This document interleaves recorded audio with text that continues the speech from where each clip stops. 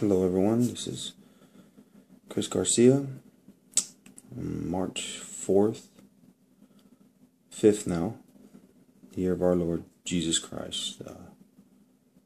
I'm going to talk today about what happened to me, what led up to my being kicked out and how it all happened, and a little bit of what's happened since out of both Calvary Chapel Montebello and Calvary Chapel Golden Springs. I've wrestled with this because inside obviously I'm upset about what happened, so I didn't want to do this only because I didn't want it to be a way to get vengeance back at the church, at the pastors involved.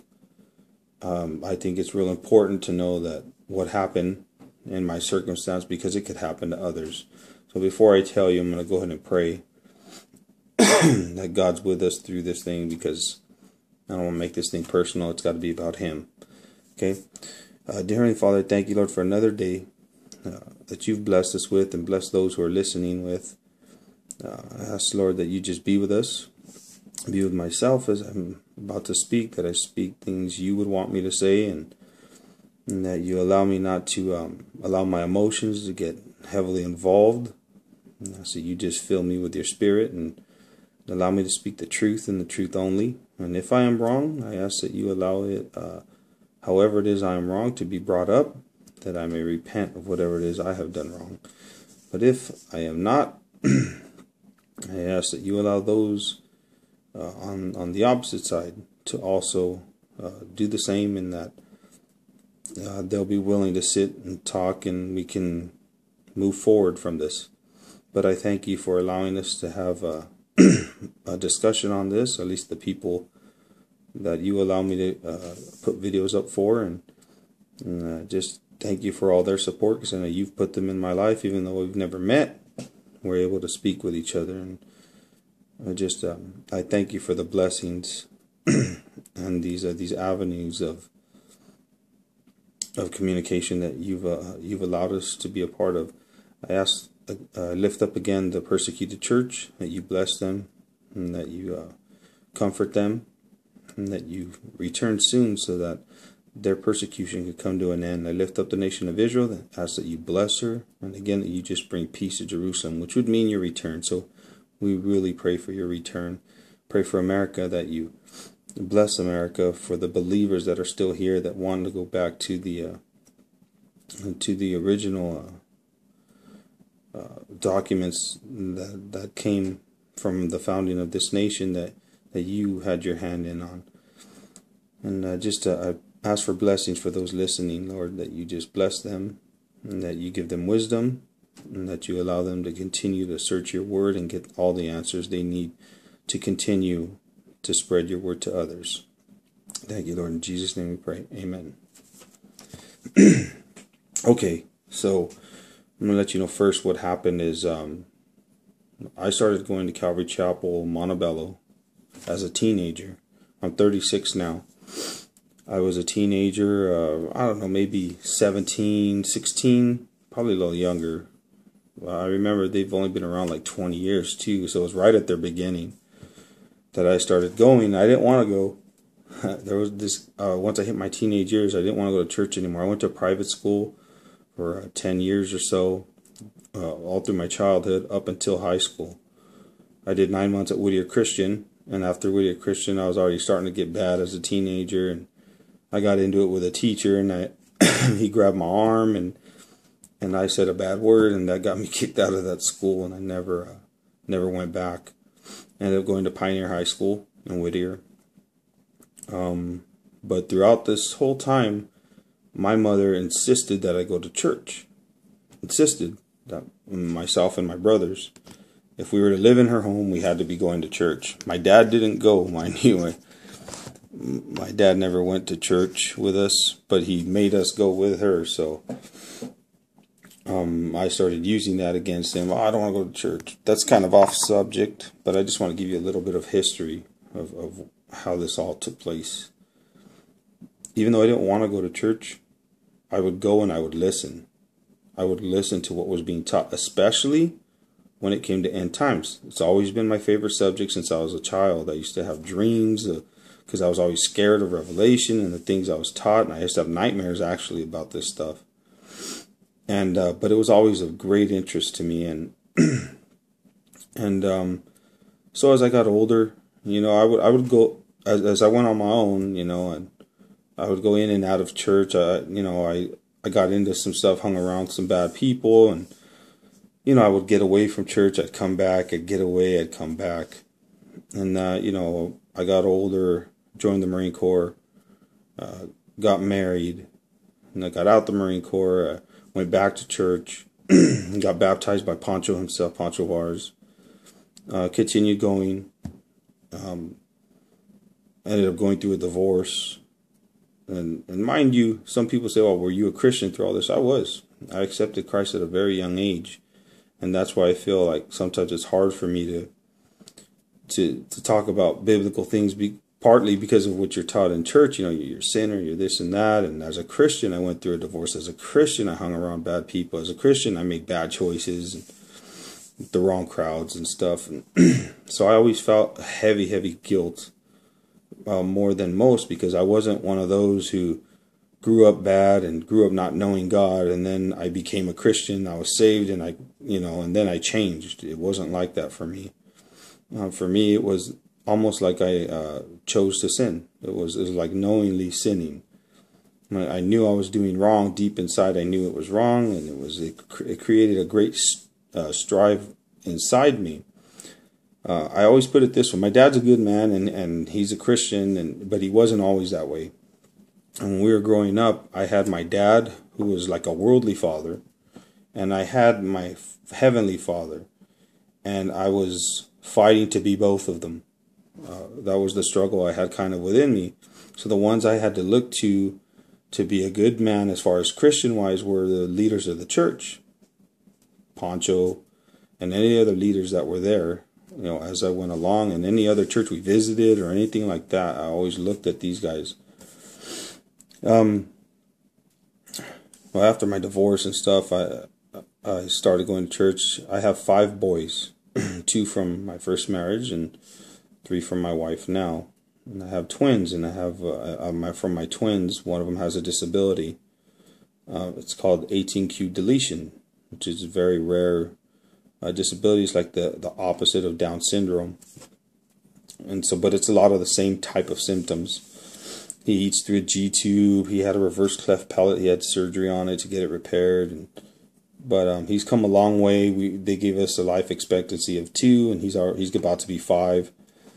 So, I became a stay-home dad. I was a truck driver. I owned 2 trucks, diesels, and my wife, she has insurance through her work, and we had to come to a decision where one of us was going to have to stay home, one of us was going to have to work, but she had really good insurance through her work. So we decided that I would stay home because I had no health insurance. And the first 6 months, my son was in the hospital, Children's Hospital in Los Angeles, and that would have cost, just to stay in there was like $1.2 million for those 6 months, roughly right around there, maybe a little more. And I looked at the insurance papers of what they were paying, and there was no way I could have afforded that. Not many can. So I stood home, and I had been home for about two and a half years. Just being lazy, really. I'm taking care of my kids, but I felt lazy. I felt like I need to be working. I'm the man and all this stuff. You're taught in church, a man is supposed to provide and whatnot. So that was always weighing on me because I felt like I was less of a man for being home. And I prayed. I remember I started reading my Bible more. I started, researching things, and I would go to church, and then I had that. I was living in Rialto, California, and I went to the church in Rialto, and that's when they wouldn't allow me in. This was a little earlier when I was living in Rialto, and I was actually going through the divorce process at that time, where they ended up not letting me go in the sanctuary because I had my oldest son with me. And, it was, I'm not going to emphasize on that one too much. I'm going to go into detail, but they just wouldn't let me in because he wasn't of age. I got upset about it. I told them if I wasn't a Christian and they did this to me, I would never come back to church ever again in my life. Because their big claim, this was a Calvary Chapel, and in Calvary Chapel, the big claim is that if you're, they're about saving people, bringing people to Christ. That's the main thing. That's what I get. It's all about bringing people to Christ. Nothing else. Not that nothing else is important, but when you're bringing up another discussion, their main focus is on saving people. Okay, and I'll get to that later.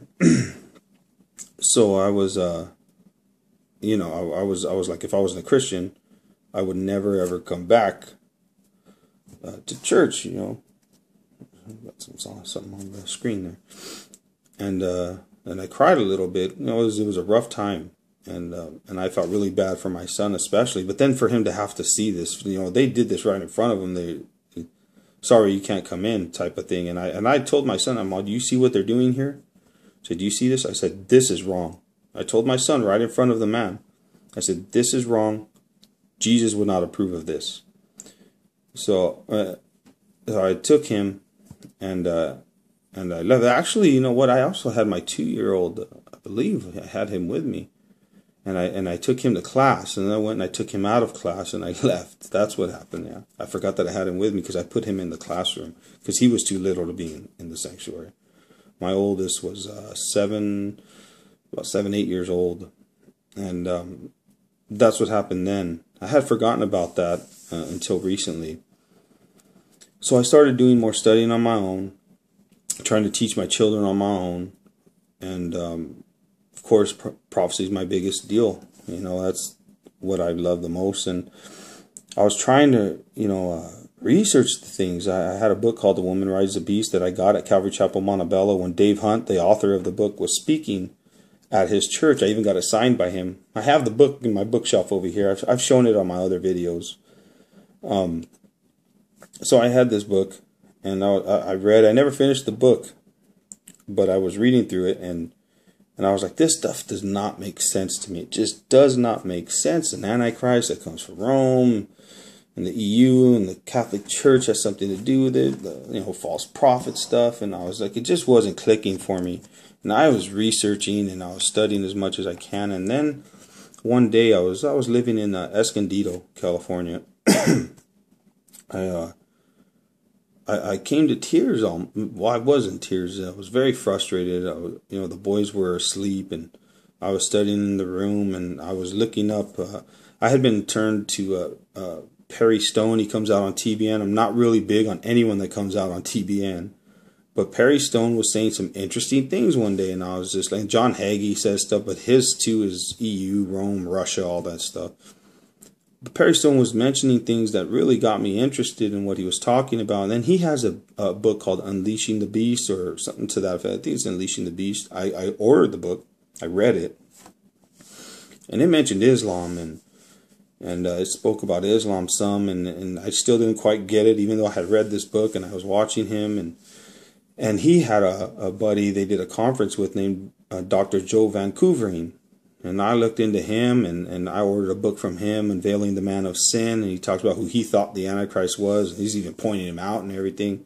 But he had some very good things that he brought up. I'm not sure how I feel about Dr. Joe Vancouver, and I appreciate his book. I appreciate, that he helped. God used him to help lead me into what I had found. Well, I was very frustrated. I was at my computer desk. I was looking at YouTube clips of Dr. Joe Vancouver and Perry Stone, and I was very upset. Like, I still wasn't getting it. And I was like, why can't I get this? And then I realized, I need to go to the man, the main man, our God, our King, to get the answers. So I kid you not. I was in tears, and I closed my eyes and I prayed, and I said, praying to the God of Abraham, Isaac, and Jacob, please show me the truth. Show me your answers. And I will take this and tell it to everybody I can. If you show me the truth, I will show it to everyone that I can. That's what I said. It was the greatest thing I said, and it could have been, if you're looking at it in a worldly view, one of the worst thing I did.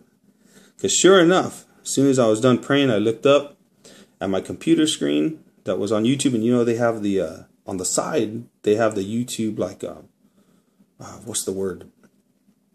You know what I mean? Well, they have the ones on the side that they recommend, recommendations of videos.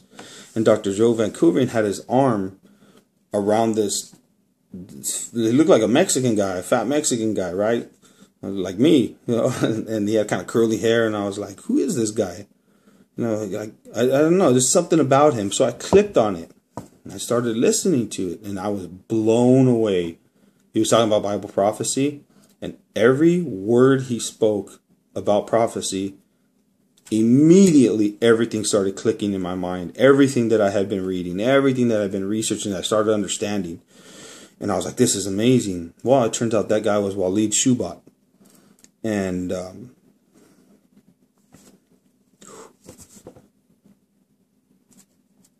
you know, it's a big deal because prayers do get answered.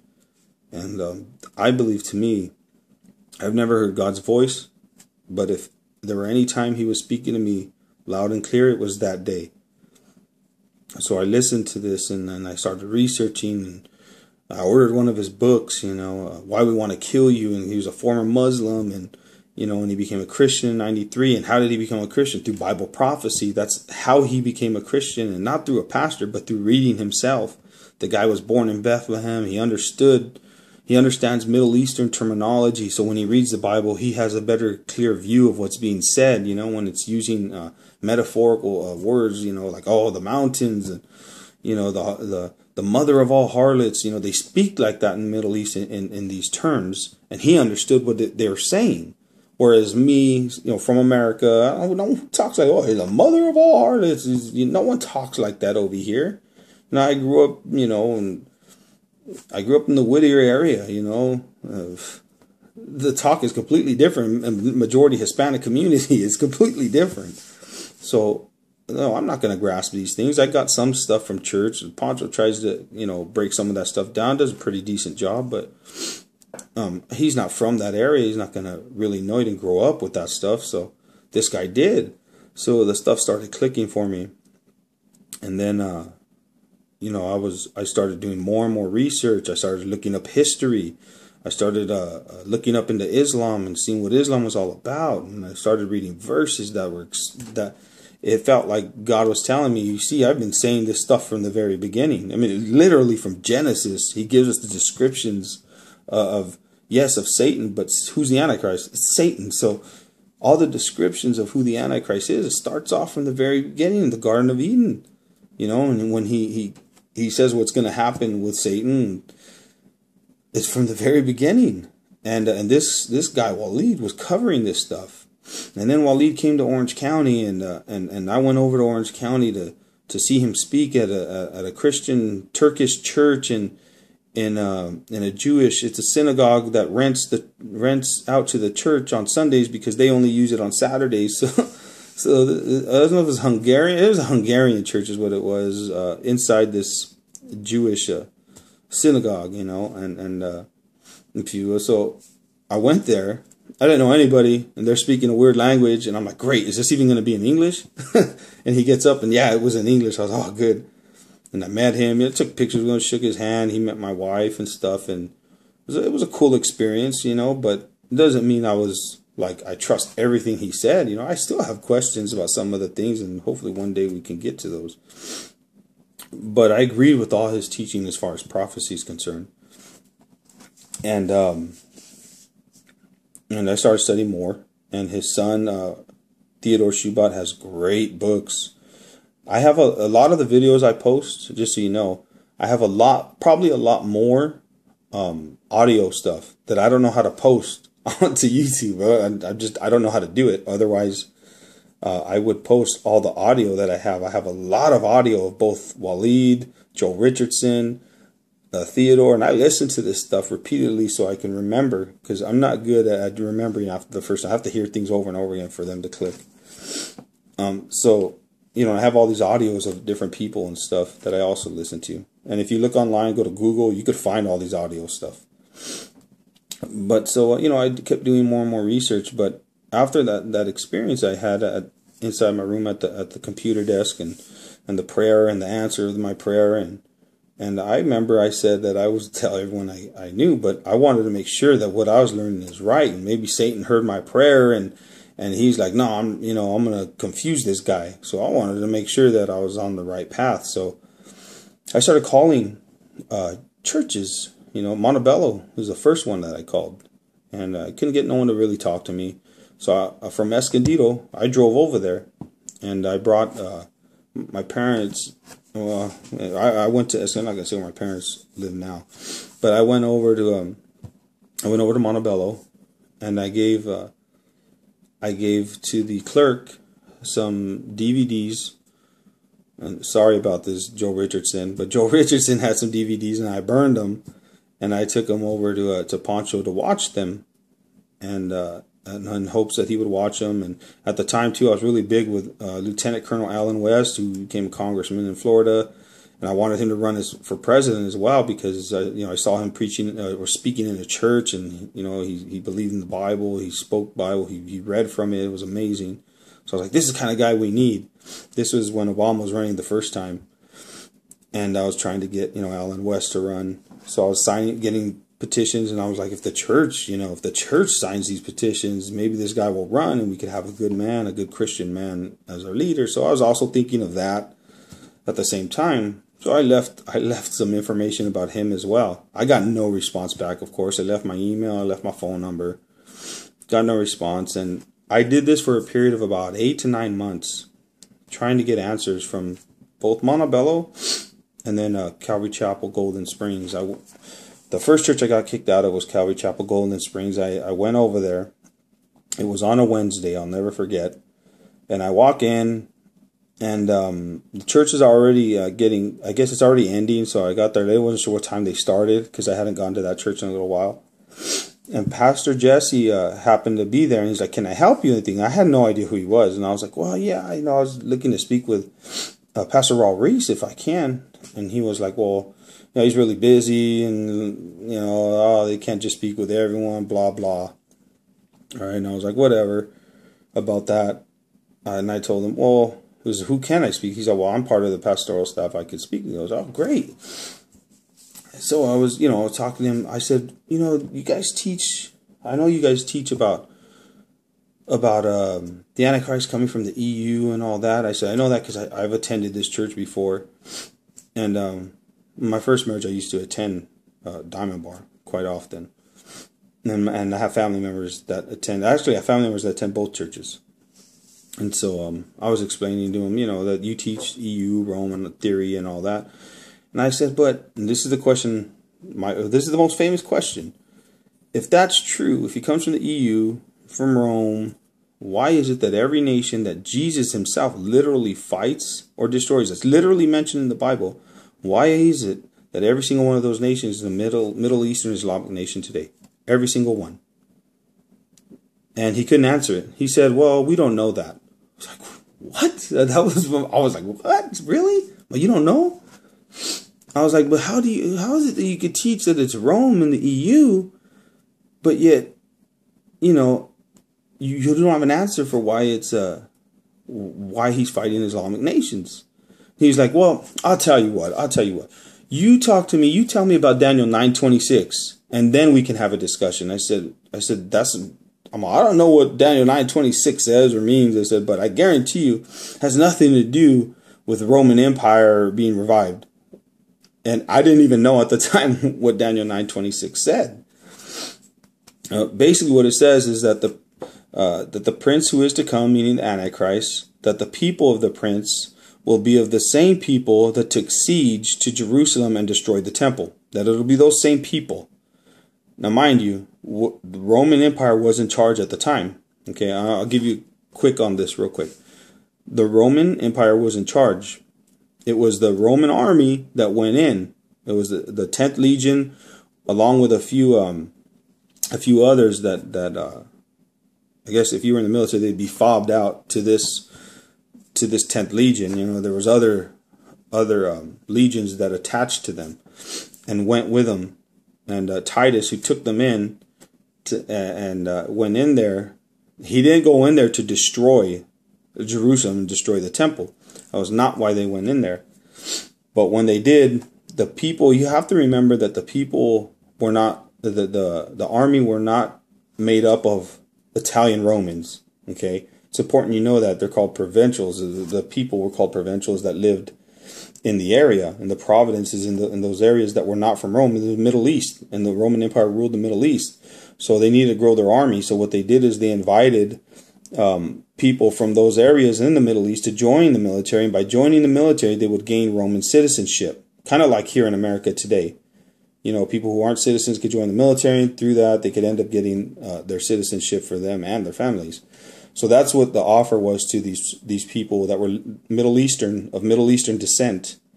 They were given this opportunity, so they jumped on it, obviously. But they had a strong hatred for the Jews. They've always had it from Abraham, Isaac, Ishmael. You know, that whole ordeal that carries through even to today. So when that happened, when they took siege to Jerusalem, it was the Turks, it was the Arabs, it was all these Middle Eastern descended people, the people that were from the Middle East, who were part of the Roman army, part of this 10th Legion, who actually burned down the temple and destroyed it, and they were killing Jews on their way out to take the gold from them, and they were ripping open their stomachs because the Jews were swallowing their gold and their diamonds and whatever precious metals they had, and they would cut them open to try to take them out. This is what was happening. Josephus speaks to this, and the pastors know this because I spoke with Pastor Dale, who teaches on Revelation, and he actually has a book on Josephus, so he should know this, by the way. So this is what happened at that time. When Titus found out what they were doing, he tried to get them to stop, by the account of Josephus, that he tried to get them to stop, but they would not. Even though they respected their general and they feared him, they would not stop taking siege to the temple because of their hatred of the Jews was so strong that they would disobey an order to continue doing what they were doing to this temple. Okay? So you need to keep that in mind, because when the Bible is speaking, I believe it's omnigid is the word that is used. I believe that's the correct term. When it's referencing the people of the prince who are to come, it's not referring to their empire. It's not referring to their nation. It's not referring to their army. It's referring to their I can't say the word ethnicity, right? Their bloodline. Their bloodline were that of Arabs and basically Middle Eastern people, like we see today in the Middle East. Same thing. Those are the people that were doing what they did to the temple, not Italian Romans. So it's important to note that. All right. I didn't know that at the time. He asked me that, well, you tell me about Daniel 9:26, and then we could have a dialogue. I was like, all right. So I researched it. All right. I left. I told him, I'll get an answer for your question. I said, but you need to get an answer for mine, because he didn't have one. Remember, he said he didn't know. We don't know that yet. That's what he told me. So I left, and then I researched this Daniel 9:26 thing, and I got the answer, and I learned the history, and I found out, and I called him back up, and he didn't want to speak to me, but he kind of got really upset that I did that. In fact, I went over there and what did I call him first? So this is while I was on. This was over a year now. I believe I went over there, and he kicked me. That's when they kicked me out, and he said they took a picture of me. Yeah, they kicked me out. I said, "What are you doing here?" And I said, "Well, you told me if I have an answer to Daniel 9:26 that we could have dialogue." He's like, no, we can't. He's like, we can't have dialogue. This is what we teach. This is what we teach here at Calvary. If you don't like it, you could just find another church. Just go find another church. I'm like, well, wait a minute. You told me that if I get, if I answer Daniel 9:26, that we could have a dialogue. And he was like, no. And they took my picture, and he's like, you have to leave. You have to leave. And you come back again, we're going to call the police on you. I'm like, what? I was in shock. This was not during church service at all. There was no church this day. I just went back to try to talk to them, and they took my picture. I originally started talking to another pastor when I got there, and he heard me talking to him, and that's when he came in. I told you not to come back with that and this and that. And I was like, well, I mean, there's got to be answers for this. We got to be able to talk about this. And he's like, no. He's like, you got to leave. We're going to call the cops if you come back again. and this and that. And they took a picture of me with their camera, and I was like, wow, you're taking a picture of me? I was like, I can't believe it. And they walked me out to my car. They took a picture of my license plate. I was just like, I was really blown away by it. I could not believe what was happening to me at that time, you know. And I cried. I said, wait a minute. I said, dude, you're supposed to be all about love. I said, right? Isn't that what, you know, it's all about love, especially in Diamond Bar. That Raw Reese is big on this love, right? Jesus is love. God is love. And I said, where's the love? Where is the love? And I started crying. I said, you guys are wrong. You're really wrong. And in tears, I said that. And then I walked off to my car. The other guy who Jesse had told to take the picture, his face had shock all over it as well, because I wasn't getting violent. It wasn't cussing. It was nothing. It was just, I was really surprised by the reaction. I couldn't believe it. Well, after that happened, I'm a stubborn guy. I'll let you know. I kept going back. And every time I came back, they kicked me out again. They had Jeff McQueen, he's in charge of the head of security there. He came and he would talk, you know, he talked to me and he was like, yeah, you have to leave. And meanwhile, all these times I would go back, I started going back to Montebello. And I was still trying to ask questions there. I talked to Pastor Mark in Montebello. That's pretty much enough with Dime Bar. So that's what happened. Back to Montebello. I spoke with Pastor Mark and I talked to him on the phone. I had these questions. He's like, you know what? Tell you what, give me I spoke to him. I went with my wife over there during Sunday. And he was like, you know what? He's like, yeah, I think I seen one of your emails. I was like, oh, good, great. I'm like, have you checked out? I haven't really got a chance to really look into it. So I'll tell you what, here's my email.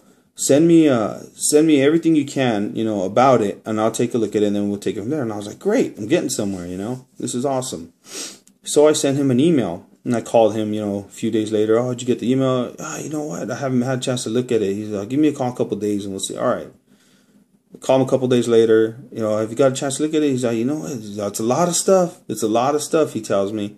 Mind you, it was one page of, I mean, I read these books that have all this information. I gave him one little page of just maybe a handful of verses, you know, that shows things. And he's like, it's a lot of stuff. And I was like, are you kidding? Really? I was like, it's really not that much stuff. I said, it's only like one page. There's so much more. And he was like, oh, well, let me take a look at it and I'll give you a call. He never called me. 2 weeks later, and mind you, I'm still going to the church. You know, I'm just silent. I'm not talking to nobody about this stuff. I'm still attending. I'm waiting for him to reply to me. And then I'm like, no reply from him. So I go to, you know, talk to him. I was like, is Pastor Mark in? And oh, well, he's not here no more. What do you mean he's not here no more? I was like, what do you mean? And yeah, he's not here no more. And I was like, what the heck? So he was no longer with the church. He got kicked out. I don't know what he did. You know, he's part of the pastoral staff, also an employee, gets paid there. So I don't know what happened there. I don't want to jump to conclusions on what happened to him. All I know is that he was no longer there, and there goes any efforts I was having to get through and have some dialogue on this. They had me end up speaking with Pastor Carlos, I believe his name. I believe it's Carlos Mendoza. I believe that's his last name. But I spoke with him, and he's not really. I guess he's a pastor now, but he was a translator. That was his main job at the time, main title. And he took me in. I started kind of going over this stuff, and he was kind of like he didn't know anything about the Bible, nothing about as far as end times and stuff like that. He was clueless. And I don't mean to offend him. I'm just saying when it came to this subject, he was clueless. So, you know, he was just, he couldn't help me. He said, you know, maybe we could have you speak with someone else later. I was like, okay. So I left that with nothing. And I kept trying. I never really got to speak with anyone. I was starting to get frustrated, you know. Personally, I was getting impatient. I was getting frustrated. But I kept praying, waiting for the right time. And then, you know, I was attending the men's Bible studies. And Poncho, on Monday, it's only men. There's about 90 men there. And Poncho himself was directing this one particular Monday. He gave his little sermon deal. He gives a sermon. It's not a real Bible study because you're not really interactive. It's kind of like a Sunday until the end. In the end, he'll be like, "Oh, does anyone have any questions?" So people were raising hands, asking questions about different things. Most of them were kind of off topic. So I was like, okay, maybe here's my chance. And I was kind of nervous, and I wasn't going to do it. I wasn't going to do it. And like God gave me a kick in the rear end. Like, you're going to do it. You know, that's kind of how I felt. And I was like, all right. He's like, and Pancho kept saying, anybody else? Anybody else? No one was raising their hand. Anybody else? So I raised my hand.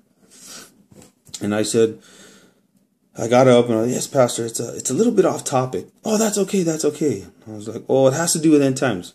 Okay, that's all right. I was like, okay. I said, you guys teach that the Antichrist comes from Rome and the EU.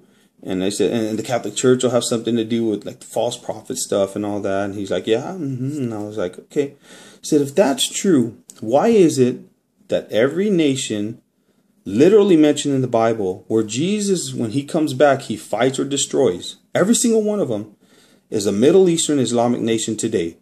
Every single one of them. No mention of Rome. And it was silent for about 15 seconds. Not a word from anybody. And he's just staring at me like, why the hell did you ask me that question? I kid you not, that was the look he gave me. And then it went to like trying to find an answer. And then he comes up with, well, you know, he starts telling me people ask, you know, all the time, you know, he starts bringing up, to getting involved in politics. People on Facebook say that, you know, I should get involved in politics. I said, that's me. I said, that's all me right there. I send that stuff all the time. Apparently I wasn't the only one, but I did send a lot of stuff about we should be involved in politics and whatnot. But he said, oh, that was you? Yeah, that's me. And then he said, okay. He said, well, Pastor Chuck Smith tells us. Chuck Smith, he goes to Chuck Smith, right? This is what he says. Pastor Chuck Smith tells us that, you know, and Daniel says that we're not going to know everything, you know, until the end happens. And so, you know, I couldn't give you a real, you know, affirmative answer onto why, you know, those nations and stuff. But we just take comfort in that we can't know everything that's going to happen till the end. And I was like, okay. I said, can I ask one more question? He's like, sure. I said, if we can't know everything that's going to happen until the end, why is it that you condemn Rome? Why do you say it's Rome if we're not supposed to know? Why do you even preach on it? And again, it was silent for another 15, 20 seconds. And he's just looking at me like, how do you answer that? And I kid you not, he repeated the first thing. Oh, we can't know everything. Chuck Smith just repeated it. It was just blah, blah, blah. That's really all it was. And out of respect for him, because I didn't want to embarrass him, that was not my intent. I said, thank you. I appreciate you answering my question. Thank you very much. It means a lot. And I sat down. And then he took like 2 more questions and it was over. And he came up to me. Pancho himself came up to me and he said, you know, I'm really sorry. I don't have, you know, we don't have all the answers and stuff. And he basically said the same thing again. And I just said, you know, that's fine. I appreciate you taking the time. You know, I knew it wasn't over at that point, but apparently he thought he gave me enough that don't ask no more questions type of thing, I guess. I don't know exactly what's going on through his head. You would have to ask him. In fact, I encourage you to ask him about all this. I hope that he would be honest about what happened. I'm going to send him this video, by the way. I always send this stuff to the church. I send everything that I send you guys. I send it. I email it to them. So they have the chance to actually see what it is that I'm doing, you know, and things I'm talking about. So they're not misinformed, and I don't keep anybody in the dark. I try not to. After that happened, I was walking out, and I kid you not, about 10 people stopped me. One in particular, a guy named Joe Sanchez, who happens to be a friend of mine today. Haven't talked to him in a little while, but we talk from time to time. He's a good guy. He may not agree with my approach, but he doesn't believe I should be kicked out or silenced. But, you know, he's not the type to go and ruffle feathers either. He does his own thing type. He's a good guy, though. I love that guy a lot. That he was a huge blessing to me through this whole ordeal, having someone to talk to. He comes up to me and he starts grilling me about Revelation 17:9. You know, the city that sits on 7 hills, you know, is Rome. And I was like, Joe, I found out his name was Joe, and I was like, no, look. I said, well, let's read it together, you know. Let's read what Revelation 17:9 says. And let's see off the top of my head if I can remember what it says. And it talks about the city that sits on 7 hills. Goodness gracious, I did a video on it. I can't remember off the top of my head right now. It'll be going off topic if I start delving into that. I basically showed him that mountains are nations, And when it's referencing mountains, that the kings, they don't rule mountains, because it mentions 7 kings, 7 mountains, 7 kings. And it says 5 have fallen, you know, it goes into all that. And it said, if 5 mountains have fallen, that means there's only, what, 2 left? You know, that type of thing. I said mountains means nations. So it's referring to these nations, these empires that have fallen. And I said, and if you look at which empires have fallen, and in that text, it says one is, the other has not yet come. And the one that is was Rome. It says one is and is not, meaning is not the end empire. And it says the other has not yet come. And when he comes, which is number 7, he will be here for a little while, and he'll go away basically, and then he'll come back again as the 8th. So 7th and 8th, that's the Islamic, that's the Ottoman Empire. But I've done a video on that, and you guys can watch that video. And all the Walid stuff, he talks about that stuff too, and Joe Richardson as well. So, you know, I was basically sharing that stuff with him, and he seemed interested, like, wow, okay, I never really had that point of view before. Because they've been taught the same thing I had been taught for years. So it was good that they asked those questions. It was really, really good. Because they could see that I wasn't just full of hot air. You know, and that I've actually done some kind of research to, you know, there was a method to my madness type of thing, you know. And I think he gained a respect for me at that point. I think. I hope so. You could ask him. Joe, if you don't know who he is, he's a big guy, Hispanic guy, bald. And on Christmas, he wears the antlers, and he works out in the, he volunteers out in the parking lot, and he heads the parking staff out there. And his name's Joe Sanchez. He's a great guy. Love that guy. He'll watch this video. He's going to blush right now, and then he's probably going to be pissed at me for mentioning it. But, sorry, Joe. But, this is what happened. And then after this happened, some of the pastoral staff, I didn't know at the time, were upset that I asked this question of Pancho, that I got up and I asked that, especially in front of all the men. Now, mind you, I had been trying for nearly 9 months to get answers from the pastoral staff, and none of them could help me. None of them. And so Wednesday came. I still wanted to talk to them. I mean, I was still trying. I don't know if it was that following Wednesday or the Wednesday after, but I think it was the following, that Wednesday, I think it was. I came to church, and Joe stops me, and he's like, hey, Pancho wants to talk to you. And I'm like, oh, okay. And what about? And I was like, I don't know. I'm like, well, I'm thinking, what's happening here? He's like, oh, just hang tight. And then, you know, because I always come late because, you know, the work schedule, I'd always end up coming late. And he told me, just hang out here with me, you know, and then, you know, we'll talk when they're over. I'm like, cool. So him and I were just shooting the breeze there until the end. And then Pancho came out with John Paul and Abel. And I believe there was another guy there. He comes out and he's like, so you still want to talk? And I was like, well, yeah, I'd love to. He's like, well, I thought we already discussed this. I'm like, well, no, we haven't really. So we haven't sat down and gone over the scriptures. And he's like, and he tells me, we have about a 15-minute discussion there. And he tells me, he's like, this was his first question to me. He says, after his initial introduction of, so you still want to talk? And he says, so what do you do for a living? I was like, what? What? Remember, I did speak with Pastor Carlos before. And I told him kind of a brief history of me. So maybe he already knew that. I don't know. But he asked me what I did for a living. I was kind of like, what does that have to do with anything? I'm thinking to myself. But I told him, well, I'm a stay-home dad. And his next question was, well, don't you think you should work? I was like, well, yeah, absolutely I should. Remember, I wrestled with that with myself. I said, well, I'm doing God's work. And this is the look he gave me. That's the exact look he gave me. Pancho himself. I was like, well, you know, he's like, well, you don't think you should provide and this and that? I was like, no, absolutely. God says we should, so we should. And I said, you know, and this is exactly how I talked to him. I said, well, wait a minute. I said, you know, I don't know what this stuff has to do with it, but you came up here, you know, you didn't ask me why I stay home. You just start judging me. Why are you judging me? You have no idea why I'm a stay-home dad. He's like, you know what? You're right. You're right. Why are you staying home? I said, I have a son that has a disability. I said, one of us had to stay home. Insurance is expensive. You know, One of us had to stay home to watch him, and it had to be me. And I was like, that's why this happened. That's why I stay home. And he was like, I'm sorry. He did apologize, and I guess he realized he put his shoe in his mouth by doing that to me. Sorry, I'm getting a little personal right there. I get angry. I didn't like that he did that to me. I was upset about it, and obviously it still bothers me thinking about it. But he did apologize, so I should let it go. And so then he says, okay, so what is it you want to talk about? And I said, Pancho, I would like to talk about these scriptures, about this whole Antichrist thing and whatnot. And I said, you guys don't understand what's going on. You don't understand what's going on biblically and what's going on around us.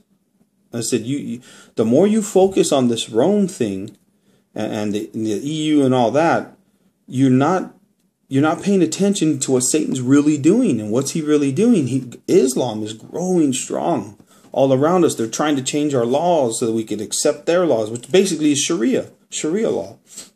I said, well, you go and you keep preaching on Rome and Rome, I'm looking at the church and I see that the church is on fire, right? I said, the church is on fire, and I'm screaming at you guys to get out the church. It's on fire. This is the exact example I gave him. And he goes, the church is on fire? I'm like, yeah, the church is on fire. And I'm screaming at you to get out, and you're telling me the church is not on fire. Don't worry about it. I said, and I'm looking at the flames. And you're telling me there's nothing to worry about. And I said, well, you want to stay in there, the people are going to burn. They're going to die. That's the example I gave of how they're missing the big picture of what's going on in the world as far as Islam and what God's plans are. And he was just like, well, the only thing that matters is that we preach the word of God, that we get people to be saved, which I mentioned earlier. That's a big thing at Calvary, that they want to save people, saving the lost. That's their main thing. I said, that's fine. I said, saving the lost is fine. I said, but is not the whole word the counsel of God? Is not the whole Bible? If he didn't want us to know about what was going to happen, he would not give it to us. But he's given it to us, And we had a back and forth on this. And then we went into, I said, look, Pancho, I love you, man. I said, you baptized me. I was like, you baptized me.